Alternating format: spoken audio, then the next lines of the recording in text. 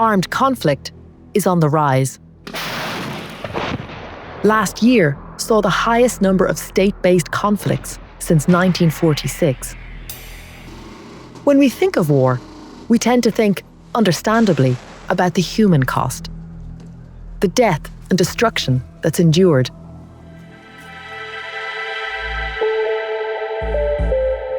But there is an economic side too.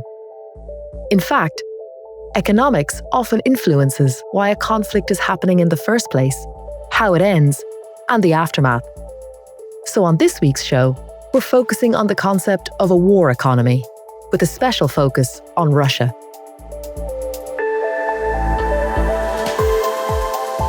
It's what we do here on Reuters Econ World.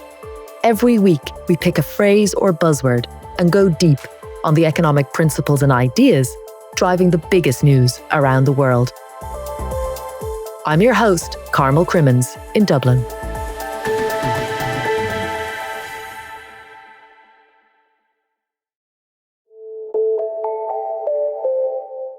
When a country is at war, its economy changes in a number of ways. The government becomes more involved in deciding what gets produced. Resources, including labour, are diverted into the war effort. Military spending is prioritised. More than 2 years since its invasion of Ukraine, Russia's economy has become substantially a war economy.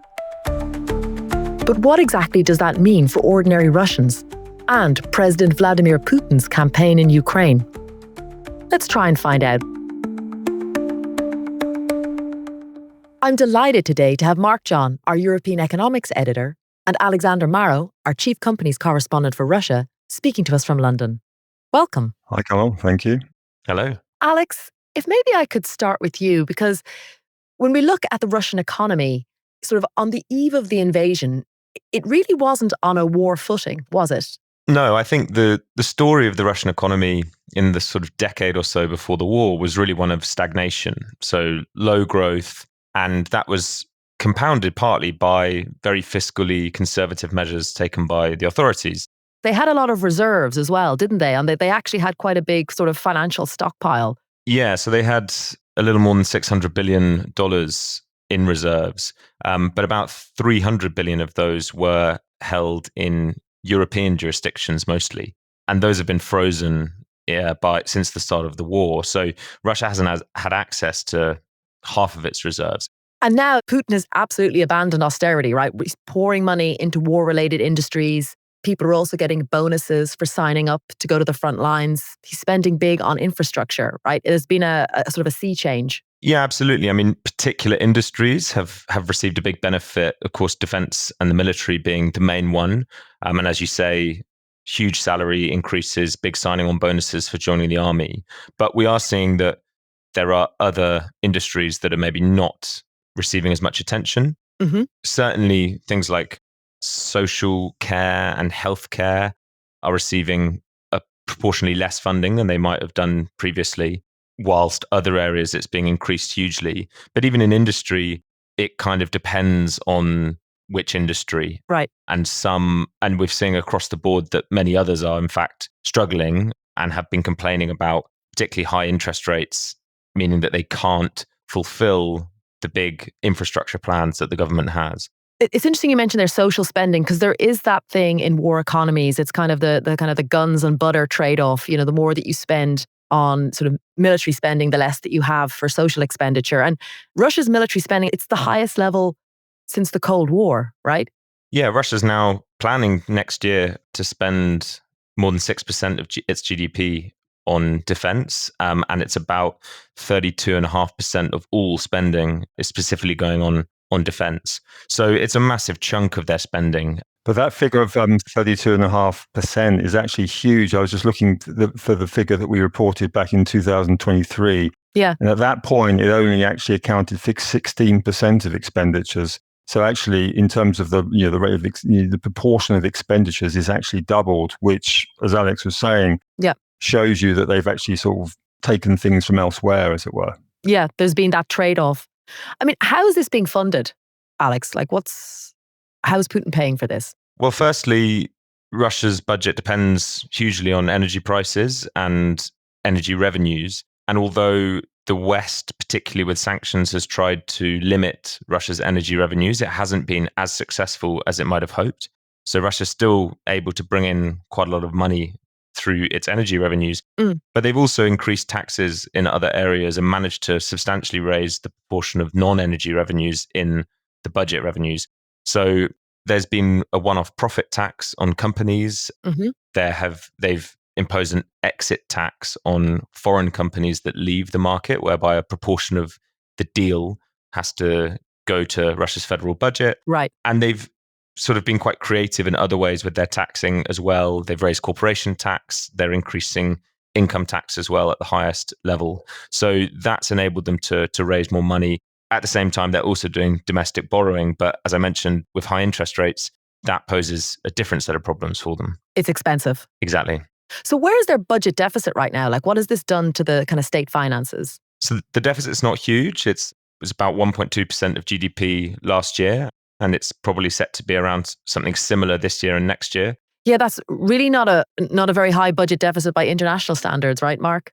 No, not at all. I mean, as Alex says, so part of it's also because they've had all of these reserves and this kind of, sort of build up of funds over years. Right. That they've actually now, sort of been winding down. I mean, the National Wealth Fund, I think, in terms of its liquid assets over the course of the year, practically been halved actually now. So I think in terms of the liquid assets, you're looking at something like $60 billion, maybe a bit less actually. Yeah. So there has been an impact.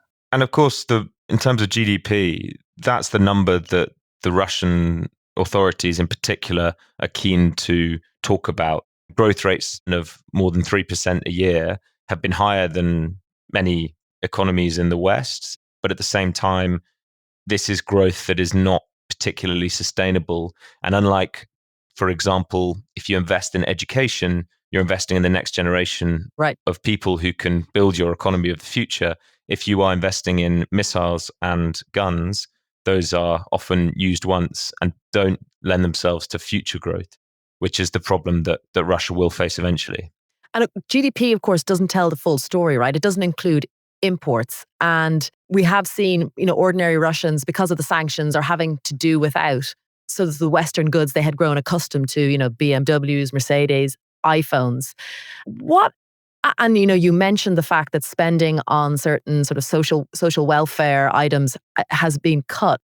How are people handling it on the ground in Russia? Like, what's sentiment like? Well, you mentioned iPhones, and actually the latest iPhone 16 is available in Russia, and it's one of many. It is? Oh. It's one of many consumer goods that is getting into the country through what are called parallel imports or grey imports, coming through third countries that have not sanctioned Russia and arriving in the country. Oh, interesting. It's obviously harder to track these imports, but we know that for a lot of consumer goods, particularly those that are not under sanctions, it's easier for sort of middle countries and traders to bring those in. It's harder for goods like anything dual use, so something that can be used for civilian purposes or for military purposes, is harder to bring in because there are tighter sanctions against those. But those are obviously some of the goods that it's harder for Russia to produce and that they want to have. But from a consumer point of view and in terms of sentiment, I think people have found ways to get around a lot of the issues in terms of access to goods. And this is something that I think, going back to the days of the Soviet Union, Russians were particularly good at circumventing those restrictions. It's interesting, though, there's also other countries have stepped in with alternative products, right? So you're seeing more Chinese cars on the streets of Moscow, right? Yeah, Chinese cars has been a real change in Russia. They accounted for less than 10% of the market in terms of sales before the war. They now account for over 50%. And that's one of many industries where we're seeing the influence of Beijing becoming much stronger over Russia. And that is another ultimate risk for Russia, is how dependent the country is becoming on China and whether that will impact its economy in years to come. Russia says it has a no-limits partnership with China, and it presents it as a more sustainable and safer trading option than with the West.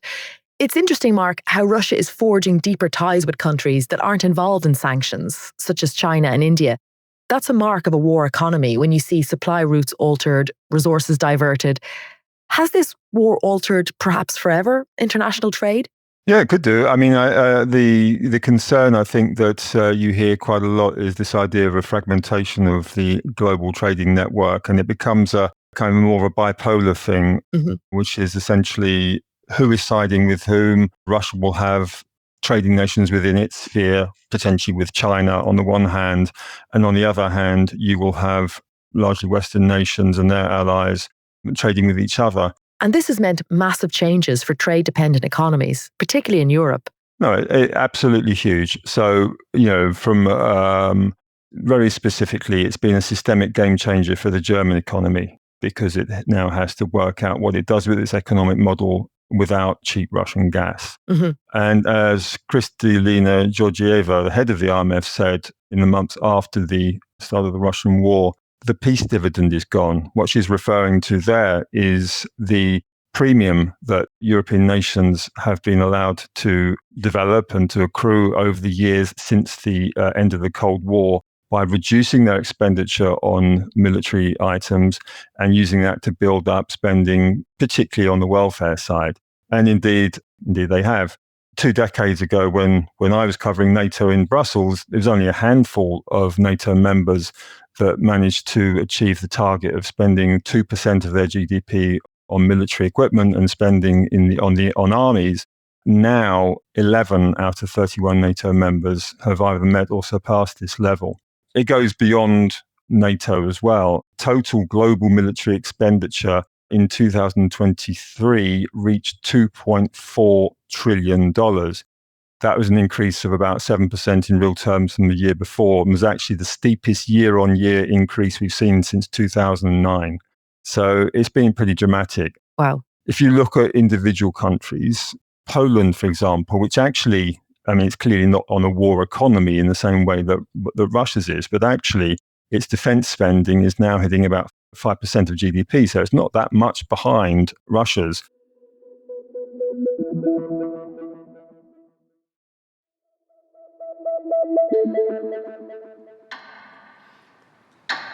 A clock counts down a minute's silence for fallen Russian soldiers in the town of Bataysk.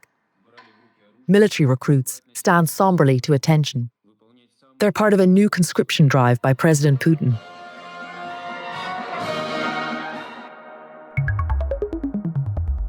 As the war in Ukraine grinds on, he wants the army to be increased by 180,000 troops to 1.5 million active servicemen. That would make it the world's second largest military, after China's. The demand for more troops and the death and destruction on the battlefield have left Russia with labour shortages back home. Hundreds of thousands of people have also emigrated since Moscow's invasion of Ukraine. The shortage of workers is restraining production, a real-world example of the challenges of a war economy. Alex explains. It's an issue that has been raised many times by the central bank, by the president, by many other Russian officials. And when that happens, when Russian officials are really talking about an issue, you know that it must be serious. It's also a problem for Russia that their birth rate is quite low. And so their population is not set to grow, particularly in ways that some other countries around the world may be seeing that, which is a problem for many countries too. But yes, certainly the shortage of labor makes it difficult. People can demand higher wages because there's a scarcity of labor.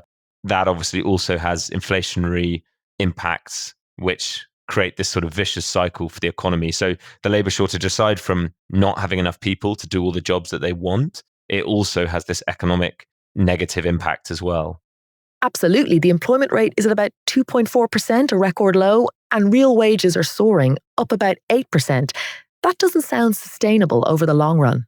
Yeah, but it's interesting with real wages because I mentioned stagnation earlier, and in the sort of decade before the war, we had a story a few months ago where it was being described as sort of the lost decade for incomes because they really weren't growing at the same rate as inflation, or they were sort of basically level with it. And now they are starting to jump in the last couple of years, but as you say, probably not sustainable. And again, also, there are some people who are earning massive salaries and getting loads of work in the defense industry. Right. Whereas there are other sectors where people aren't making as much money or haven't reaped those rewards of this increase in real wages. We've talked a lot about fiscal policy, but the monetary policy side of things is also super interesting. Mark, the central bank certainly moved swiftly at the onset of the conflict to kind of shore up the ruble and protect the economy. But it's got a tough challenge on its hands now, right? I mean, inflation is climbing and it's already raised interest rates to 19%. Yeah, absolutely. I mean, I think the role of the central bank and its governor, Elvira Nabiullina, is absolutely fundamental to the overall war economy in Russia. And we're obviously going to have the central bank meeting later this week where they're expected potentially to increase interest rates still further from 19% possibly to 20%, which is huge. It's a full 10 percentage points ahead of inflation, which is currently just over about 9% or so. And as Alex mentioned earlier, this is a huge burden on the country's companies, to have to sort of pay that amount of interest for the borrowing. But Moscow has also been shielding some consumers and businesses from higher borrowing costs, right, Alex? Yeah, I'm particularly there's a subsidized mortgage program. And as you mentioned, some payment holidays particularly for people serving in the armed forces or anyone who's gone to fight in Ukraine. They've tried to cut back a little bit on the mortgage program, but they're still in place for army veterans or families with young children, particularly as we mentioned the demographic crisis a little bit earlier. So they want to encourage people to have young children and are offering these loan subsidies for those people. Yeah. And for companies, it depends on the sector. And you have what you often see in Russia is kind of industry lobbies or influential figures in business appealing to sometimes directly to Vladimir Putin, sometimes to the Kremlin or the government to try and sort of raise awareness of the issues that they're facing and kind of point out that this is a systemic problem for the country as a whole. And I think that it's also worth saying that the high rates now, if they do go to 20% or higher, that will be the same rate as what they were raised to right after the start of the war, when there was this emergency hike to 20%. Mm-hmm. So there's a psychological element here as well. And it's a clear sign that not all is rosy in the economy. Yes, you may have growth of 3.5% a year, but you've also got interest rates at 20%. So the Kremlin has been asked about inflation and the risk of an overheating economy. And it has said that the economic indicators are very positive and that appropriate measures are being taken.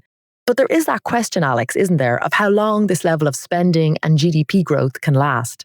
I think that is a sort of an eternal question that I think initially at the start of the war, people were saying, how long can Russia last? How long can it keep this level of spending and maintain this war in Ukraine in this way? There are signs that we could be sort of coming to peak levels of this GDP growth. I mean, something like industrial production statistics the growth has started to flatline, whereas we were seeing, particularly in 2023, a big surge in production across the board.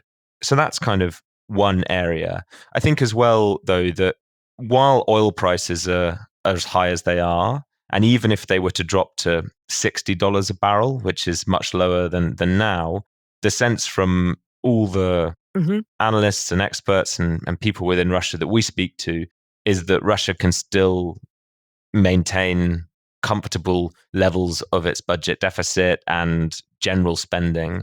So unless there is some real way that the West can force Russia to dramatically have its oil revenues cut, I think that it's going to take quite a long time. And it's worth remembering that in other areas, Russia is also dependent on for exports and things like titanium, for example, where even Western companies and countries are still importing Russian raw materials. So around the world, there is demand for the exports Russia has. And while that remains, Russia will always be able to keep bringing money in. So there isn't it may be sort of hints of kind of issues, but in terms of a sudden and quick drop in Russia's output and potential, I think that can't come particularly soon.